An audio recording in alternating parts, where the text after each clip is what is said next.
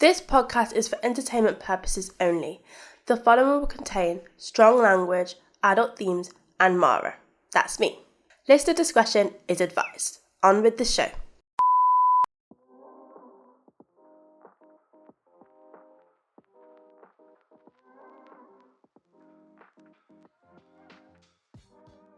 Hi, we saying it's Nelle. Hi guys, what's goody? It's Tammie. Hey, it's your girl Mara, and this is the Not Too Much podcast. If you know, you know.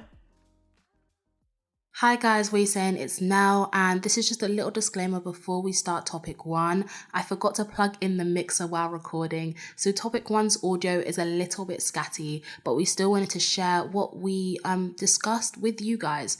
So I hope you enjoy, and apologies from me specifically because it is kind of my fault. Okay, on with the show. Welcome back. She's got a little jingle. Hi guys, we're coming to you from the same place. We're always coming from Well, actually, side note, this is the last season that we'll be recording here. Yeah. So that's why we need that GoFundMe up real quick. Oh, we keep asking for money every episode. No, it's They not. sound like beggars. We actually do. I think it's because okay, guys. I ain't put the link up yet. We're good. Oh, check out our link tree. No, but Watch that actually be a GoFundMe, guys. Yeah, if you love the podcast that much, invest in the space. you know what I mean. Otherwise, it's shut down. Sorry. When it's shut. No, sorry. Get That's down. not. Right, back on track. Mm. It's episode 3. I was about to say we're halfway through the season. Surprise! We might not be. We definitely aren't. So. But they don't know how No many need to be- episodes. Don't need to be We don't know how many secretive. episodes. This could be the last one. Oh. No, I'm kidding. This is like, we're like a good This like. is meant to be a smooth intro. You're tricking the people. Okay, let me get back on track. I think, guys, we have a lot of like sleep deprivation. Because we were stuck in Bordeaux for like 17 hours in the airport, or to go to Tammie's birthday dinner. Why is the onus on Because me? we flew to a different country. Yeah. Nah, realistically, I barely did. Like, No. I laid over like 24 No, hours. we all flew to a different country. Yeah. And then when we tried to get back, we were stuck in the airport for like 24 hours. But the dinner was good. We had Korean barbecue. It was my first time. It was so I nice. almost like combusted. Yeah. Oh, Imploded burn a corset. even. I don't suggest burn a corset if you're going to go to Korean barbecue. Like, side note. If you know, you know. But anyway, so what in my head what was brought up for me is like, obviously we have to do something special for Tammie's 21st, and we did fly out, Whoop whoop. but not everybody is gonna fly out for the birthday or is willing to or wants to. I don't know. It just made me okay. It's also a lot of preparation does go into it. Yeah, so, it was a lot for everybody, but it was a good time. But the question is, Question? tell me what you think about me. What is the aesthetic of a birthday dinner? Ooh. This is what I want to say. Oh, you ate This that. is what I want to say. You ate that. No. You ate that. Thanks. Did you see that Law Roach? Yeah. That little. You ate that. No, what is the aesthetic of a birthday dinner? Because obviously we flew out. But there's Whoa. a lot of Twitter threads. The on this girlies topic. are at high-end restaurants telling the girls to come in the theme and nobody's sticking to the theme. People I are know what showing everyone has to up. wear a particular birthday hair. Yeah, I'm at you girlies that tell us that, oh, we can't wear braids for birthdays. Or natural hair. Ooh. So we're bold. Because some of us can't afford wigs like that. And you got a wig. You don't lie here. You don't lie here. I was just gonna be like, oh, we stay on Friday. And your wig in transit, like I said some of us. I didn't say all of us. Look, I'm for the people. you lie like that. I said some of us. Okay, I shouldn't say something like No, I didn't say all of us. The messenger. Okay, but back to the aesthetic. Yeah. What is the aesthetic of a birthday dinner? I don't know. I just keep seeing. It should be a table of your closest friends. Will all your closest friends show up? That's now another element of discourse. Wow. maybe listen to the categorizing your friends episode. Exactly. I love how we have callbacks now. You know, as we It's should. true because it's actually prevalent. Because realistically, are they your closest friends if your dinner table's empty? But it's also And okay the if there's... you know what's a real move when it's a set menu and you've got everyone's pre-orders in. That's really bad because you have to pay. You do have to pay. All that food on the table. And they still haven't paid the deposit. Yikes. Oh no! Don't call people out like that. I'm gonna have to beep it out again. You have to do that. I'm so sorry. You need to stop doing that. You always say my govy. You got that working overtime. Jesus Sorry. Christ, from Nazareth. Oh. A little Christian shimmy there for me. Christian shimmy. A Christian Save for the later episode. Yeah. Oh. Anyway, I think you know what? I thought the aesthetic of a birthday dinner is just to appreciate the birthday girl and everyone show up. That's what the aesthetic should If be. the birthday girl Person. or person, because Oh, with yeah. these man them now. Oh, I know. Eh? That's shambolic. I've heard those fucking stories. But the birthday person normally has a set of rules and requirements. Yeah. Follow them. And if you don't mess with the rules and requirements, then Then- maybe you aren't messing with the person. Because you know something, I do believe in the quote of like, you know, for your friends, you will show up. For your people, you'll show up. Mm-hmm. But the people you love, like, obviously not a mountain, but the people you love, you'll move mountains, basically. Sorry. Why should you put a mind disclaimer? But yeah, that's why I feel like it's less about what you have to do. It's almost like the love and the respect that you have for the person. She's doing like a sort of Italian gesture. No, because it is very much a respect thing in that moment. Like, yes, love is there, but I feel like respectfully, like not even letting the person know, like if I was going back to what I was saying earlier, that you're not going to show up, or that like even in terms of conducting things like the bill, it's now a whole spectacle. Like that where's the respect? You need to put yourself to the side for a second and decenter yourself. It's not about you in that moment. And also it's like, but for the people that, because I've seen stories where people genuinely know, they've said like, oh, birthday dinners never really work out for me and my friends, but I'm still do it anyway. And I'm just like, now you see, it's your birthday, so do what you want to. But it's also like, nah, damn, like you kind of setting yourself up to have like another chaotic day. Well, here's the thing. I've had a birthday dinner semi-recently. Yeah. Oh. And I think that went... She ain't talking about me. Yeah, I know. So I said, oh, you mean, oh. So it doesn't deserve it. Wait, I thought like her birthday? No, Yeah. your birthday. My birthday I thought dinner? you mean in attendance. Yeah, she thought you meant you went to a birthday dinner. Oh no, I'm talking Sorry, actually that about was a mine. bad. I don't want to speak on other people's. This is why. Okay. So I don't want to speak on other people's birthday dinners, but I will speak on my birthday dinner. And the reason why I say that is that all of my friends, I did have a dress code. Yeah. You did. I said, and I tried to be considerate in my dress code. I said all black. Yeah. Flexible. I knew that these were my friends when everyone was texting me, well, does this look okay? And is this okay? And am I okay to wear this? And da-da-da. And I was like, realistically, just chill. Do your thing. I was confirming Mara. Oh, really? I was asking Mara. I was like, because I wasn't obviously in the house at that point. So I was like, have you seen her dress? Is this okay for me? Like, I was just like, we're all black. but you know, like, Yeah, still. but it felt comforting that everyone wanted my day to be as special as possible. And so they didn't want something they did to ruin anything. All of my friends, even if they couldn't make it, made an effort to make sure that I felt okay and that they would make it up to me, even though they didn't need to, but they would make it up to me. The fact that I see people losing friendships over people not making it to their birthday dinner, people not like losing friendships over the wrong outfits, the wrong vibe. And it's like, okay, your closest circle reflects you. Yeah.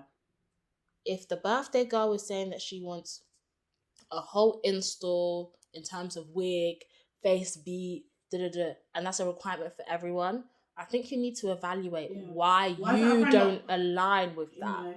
Because that's her birthday. realistically, those are our expectations. If those aren't your expectations, maybe you've got to consider, should I be friends with this person? Yeah, because you know what I will say? Obviously, the birthday girl is like, it's her day. It's a person, whatever. Their day. So, like, you can't really be mad at them for wanting things on their day. But I also, you highlighted something in, and both of you did it on your birthdays, is that like you were talking about how people were checking you was okay and da. But you was also, you extended consideration out to people. For example, we did an activity that wasn't like super out of our budget. Some of the things you took out of your birthday trip because it was like we not technically in everybody's budget to do. I feel like the consideration comes from two sides. Do you know what I mean? I think like if you know, because I saw this tweet and it was like, realistically, like if you know, it was something about a birthday dinner, but if you know your friends can't like afford like the most high-end restaurant to go to, then why would you actually book it and then be upset that nobody?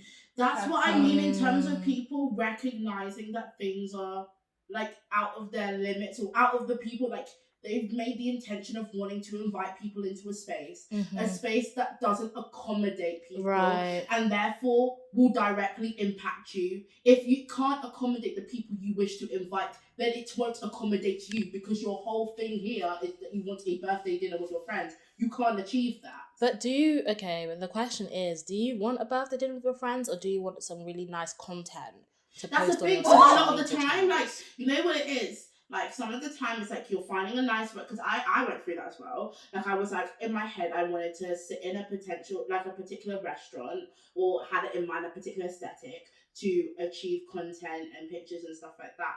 But that did not hinge on the dinner itself. I realistically said to myself, I just want to eat and have convo with my friends. And eat, we did.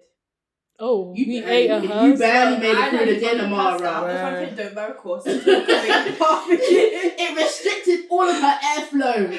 No, she was hunched over, like at one point. Face almost down in the bowl, like she was almost gone. But no, realistically, I had to say to myself, what is my priority here? It's not to hate on anyone who wants to form content out their birthday. Oh no, listen, do what you want to do. Do what you want to do, but I think people also, as well as categorizing their friendships, need to categorize their priorities for events like that.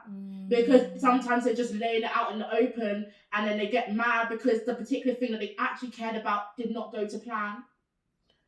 All I would say is, for your birthday dinner, be you. Be you. And don't listen. And she's wiping her fingers. This discourse about birthday hair needs to stop. Effective immediately. If I was told I can only wear like a wig or a certain bundle to my birthday dinner, the type of person that I am, I will pull up in the wig, and then I'll take it off as soon as I sit at the table. Tammie. Because I don't tell me what to do. Oh. That speaks to my character. Yeah, because a lot of, it's not just about birthday dinners. A lot of discourse that surrounds birthdays. A lot of discourse that surrounds birthdays is very chaotic. This is her tree analogy. It's about no, it is. Absolutely not. This is your tree analogy. But a lot of discourse that surrounds birthdays in general is very loaded. That's what I want to say. So, like, let's bring the joy back into it. Let's have some fun. It's your birthday. Oh, I didn't pass that. Happy birthday. Well, the next birthday is yours. I know. 21. It's your birthday. You could do what you want to. My priority is alcohol, so. Oh.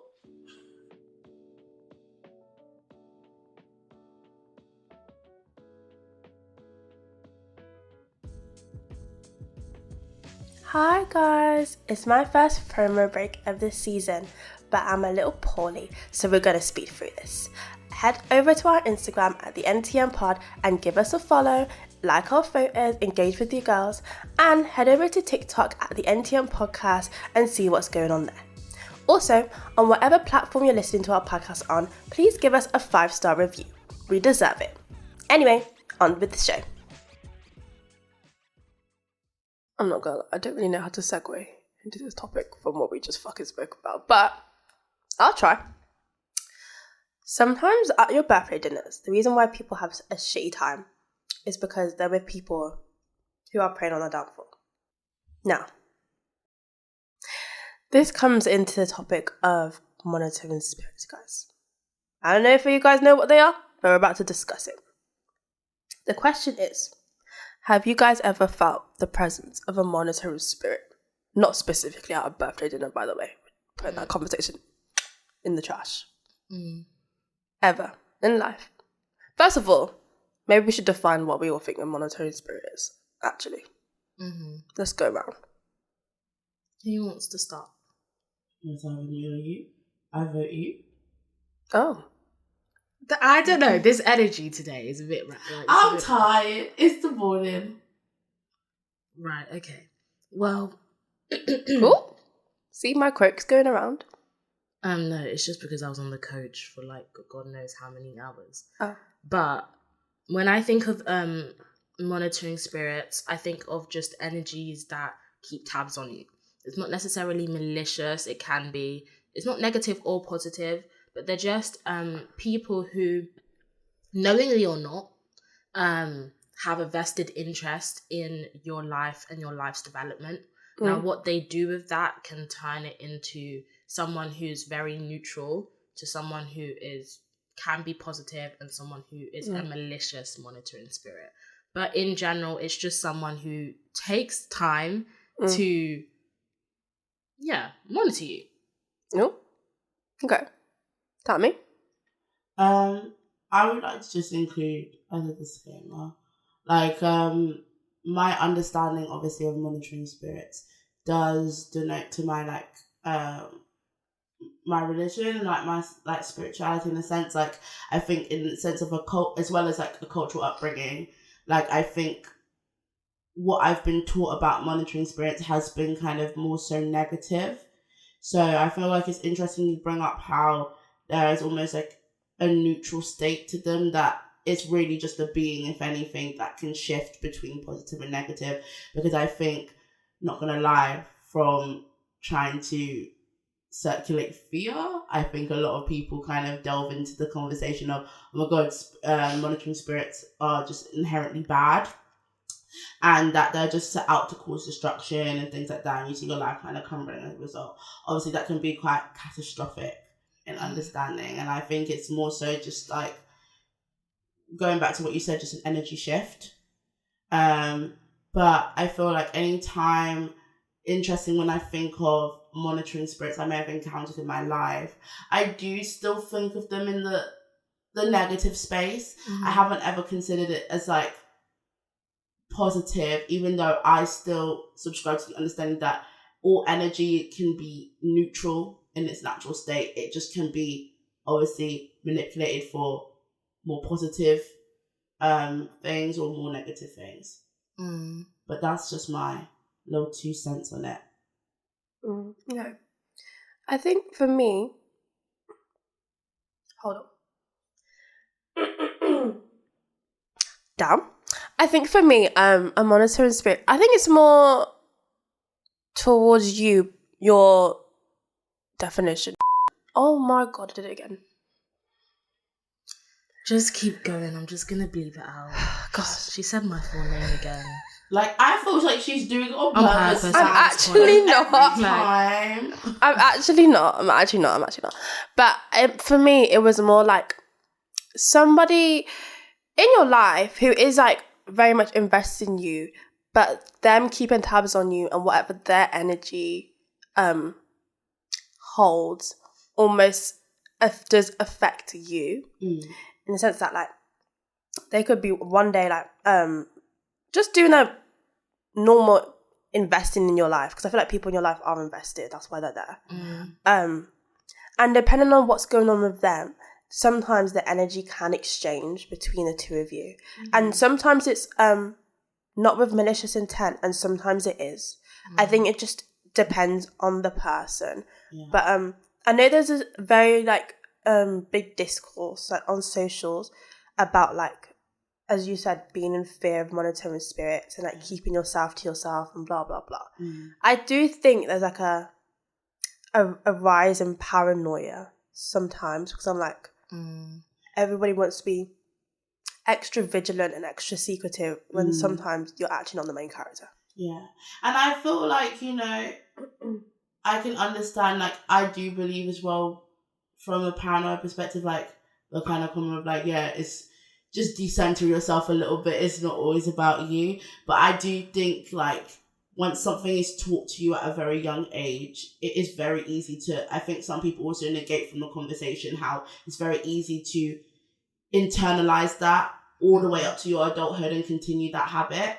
So it is a level of, I mean, still demonstrating a natural amount of caution in your life, but unlearning the need to be guarded for absolutely everything or perceiving like almost anything, especially if it's completely with like a negative connotation, as a monitoring spirit as well. Because I do believe in the paranoia aspect of it. And I think it's also down to the person and their perception. I think sometimes like a lot of people can just like immediately go to that place of thought and not really consider other factors. And also like you kind of like can't lie, you just gotta live your life and just trust your gut. Yeah, that's what I was gonna say. I think intuition plays a really big role in all of this. The question was, have you ever felt the presence? Definitely, but sometimes you can't do anything about it. Exactly. All you can do is either take the steps physically that you feel are most appropriate to like kind of help protect you, whether that's moving away, whether that's kind of having like a physical distance from whoever that monitoring spirit is, or it's about kind of spiritually fortifying yourself to be able to recognize when, okay, time's up. I've got to go. Or I can't divulge in certain information around this individual because I know that they're the type to kind of unintentionally or intentionally mess around with things. But I think in terms of what it reveals about you, it's very like self-concerning. Not necessarily. I think naturally it's okay to be selfish, right? And it's okay not to a bad have thing. your best interests at heart. But as a pattern, potentially. Yeah, I think you've got to realize why you keep encountering these monitoring spirits. Because because then let's take it from the spiritual, let's just bring it back to the worldly of, okay, you clearly have a pattern of being around people who may not have your best interests at heart.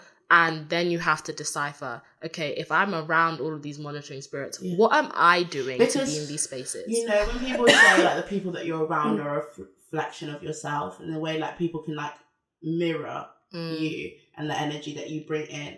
And I think it's like some people they try and make themselves less active in thought of how they are in their dynamics or friendships with the people that they're with.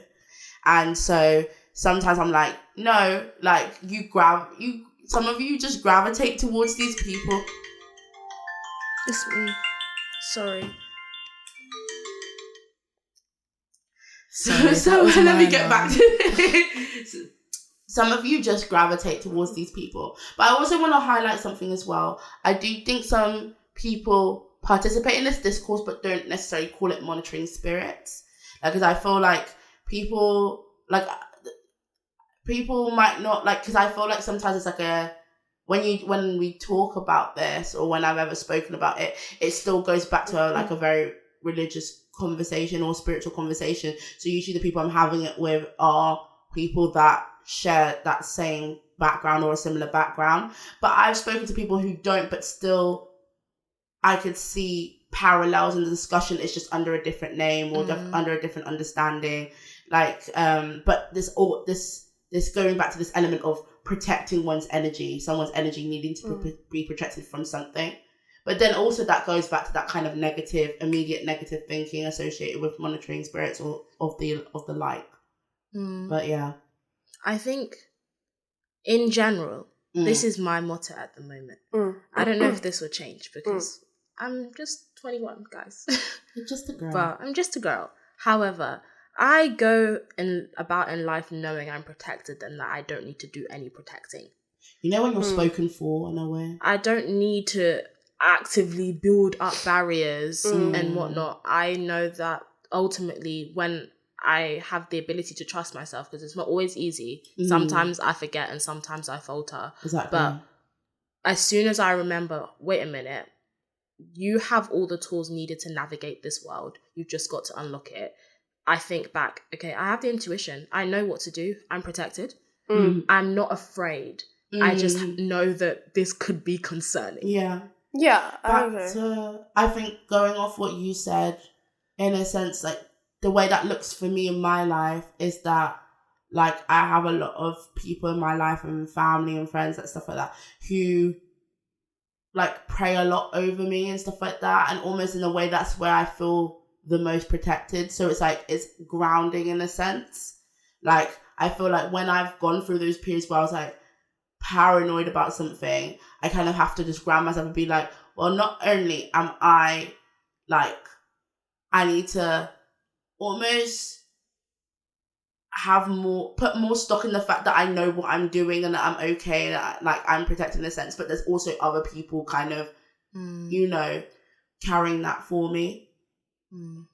What about you, Mara? Sorry. There's no need to apologise. It's human. We get sick. Check now for season 2 or season 3 when you're hacking up. Oh. Everyone always brings it up in a very visceral way, and I To think, be fair, you have a visceral reaction to illness. Yeah. Like, it really takes over your body. which is why I'm a bit concerned about the fact that you're ill. But go on. I think, I'm not gonna lie, I just think, I don't walk around just being afraid or trying to be obviously, I read people and sometimes I get it wrong, sometimes I get it right. But then that's just the thing that just happens. I'm just like, well, if I get it wrong, and it I just have to learn and grow. You can't go around this life knowing everything. So when everyone's talking about protecting your energy, I'm always protect it from what? Do you know what? Yeah, that's fair. Do you know what you're protecting your energy from? From what? I feel like it's just a phrase people like to say at this point. Because what are you protecting your energy from? Because anything that's around you, realistically, you did invite in.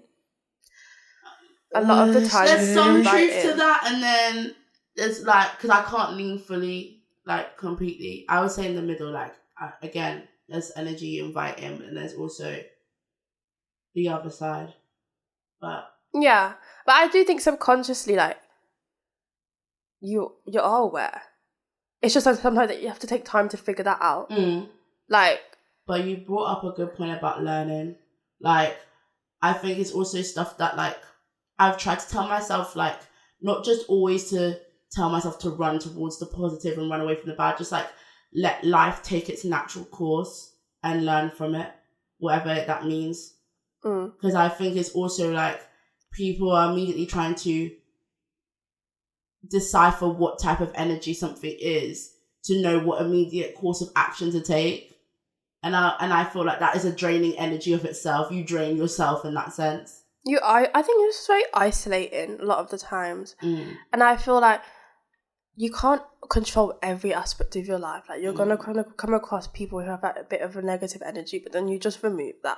I feel like sometimes people like to surround themselves with negative energy to almost be well, I'm fortifying myself. I think it is a confirming thing. If you have a pessimistic view, then obviously you're going to be proved right all the time. Because it's your life, it's your world. You just prove yourself right about your beliefs most of the time. And energy can shift as well. Energy, I don't believe stays in one state its whole time. It's transitional in a sense. So almost just associating one type of energy or one side of energy to a person, I think it enables your kind of rigid way of thinking, but it also limits the person. I think one thing that I would implore people to do is realize where they are the monitoring spirit. Because they like to kind of take themselves out of the equation. Everyone's saying that they've got monitoring spirits, but nobody's a monitoring spirit. Like, come on now. No, like let's be real. Because if you were to ask monitoring someone, spirits, they probably would say you're the monitoring. Not you as in you. But like they would probably say said person is the monitoring spirit, and they'd be like, me, like. But somebody, you were or are somebody's monitoring spirit. It's like that thing of like.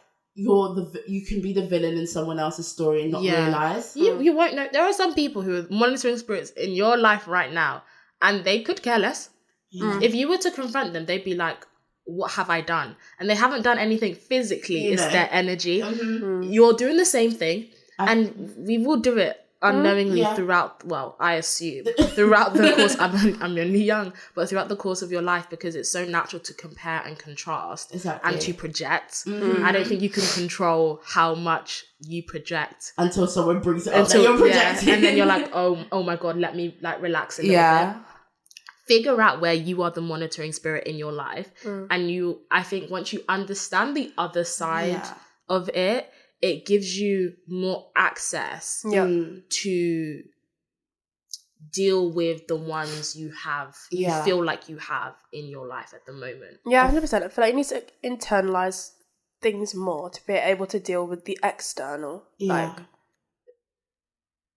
I know you wanted to speak. So no, but I was trying to be patient. That's why I was trying to keep my mouth. Now I was like, I think also people need to put in relation to the phrase, more emphasis on the monitoring aspect than the spirit aspect, because I think that's what contributes to how they isolate themselves from conversation. I feel like there's a lot of stigma and like negative thinking attached to the word spirit sometimes, like so I feel like people are like, they're less willing to call themselves a spirit, but they can still see themselves in life monitoring other people. But it's your spirit that's doing the monitoring. You know? But they're not ready for that. Well, let's talk about it. It's a really good point in terms of, because even you guys do it. You guys do it to me. What, monitor you? No. Well, you do. Yeah, I do. I mean, as you should. But I mean in terms of this stigma around the word spirit. Wait, hold on.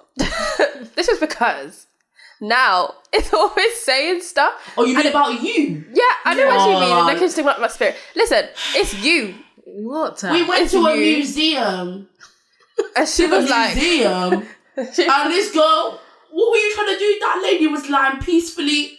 No, I just said, there's something that resonated. And we left. In the room with the tomb, might I add. I said, let's get the fuck out of here. I don't know, there was something about the peacefulness in her eyes that resonated, because, I don't know, I had a feeling that was just put on. Like, I don't know. Anyways, now, imagine you hearing this more than once. Yeah, we always... What said you woke up today and saw a figure? Every day is an apparition of sorts. Like, I'm tired, and you heard it on the podcast in season 3. You see what this girl does? I mean, like, it was her speaking. Don't try and turn it on Mara and I. No, hold on. Can I just say my piece? Because you guys really jumped in there. Yeah, we had to defend ourselves. What I mean is that I think a lot of people are scared of the unknown, and that's no problem, because I am too. But the spirits, and the word spirit is just another word for, like, ghosts or beings or a part of God, angels, Holy Spirit, like, do you know what I mean? Like, I think a lot of people need to deconstruct how they view various different kind of spiritual terminologies outside of their own personal worldview. It took me a long time to deconstruct things outside of, for me personally, I'm not saying that this is for anyone else. Yeah. This is a very individual thing. Yeah. But out of the way that I encountered Christianity in my youth, I had to do a lot of deconstructing in terms of not being afraid of the Holy Spirit, because that sounded scary in the Bible. What does he mean? He knows all my thoughts? I think I can understand. I think I've forgotten that for a long time. I did feel that way. Like, I was a bit actually scared. I think as you grow up, you have to start deconstructing that it's not a scary thing. Yeah, my relationship with it is different. Like, it's seen as a source of, like, fellowship. But in the same sense, I think a lot of other things are demonized. to too make quickly. to make you not want to partake in it. Or to explore it further to understand what it means. The minute you explore, I promise you that you will become more grounded in whatever you believe in. Whether that's you stick in it, you develop it. You can't just take people's you word for change. these things. Like, I had to learn that as well. I was like, in order for me to progress in my spiritual journey and my religious journey, I was like, I have to be able to understand these things for myself. Otherwise, I'm not being true to myself. So when we go back to the kind of monitoring spirit thing, I'm glad you brought that up because it's not supposed to be scary. That's the thing. It's just supposed to bring clarification. And that's a conversation that I don't think, depending on your background and upbringing, like, I don't think many of us are afforded when growing up. We're either taught to fear things or love things just immediately. And so I think it's great when you have conversations like this and you're able to, like, even if you've come in with a particular view, to at least allow space for your mind to be like, oh, I could consider this. Or this is a train of thought that I consistently indulge in. Maybe there's a different way of looking at it. But you know what? The thought left my I was like, what do we know? Well, okay. Yeah, that's a wrap. Okay, that was an interesting one. I've been Nelle. I've been Tammie. And I've been Mara, and this has been the Not Too Much podcast. If you didn't know before, you know now.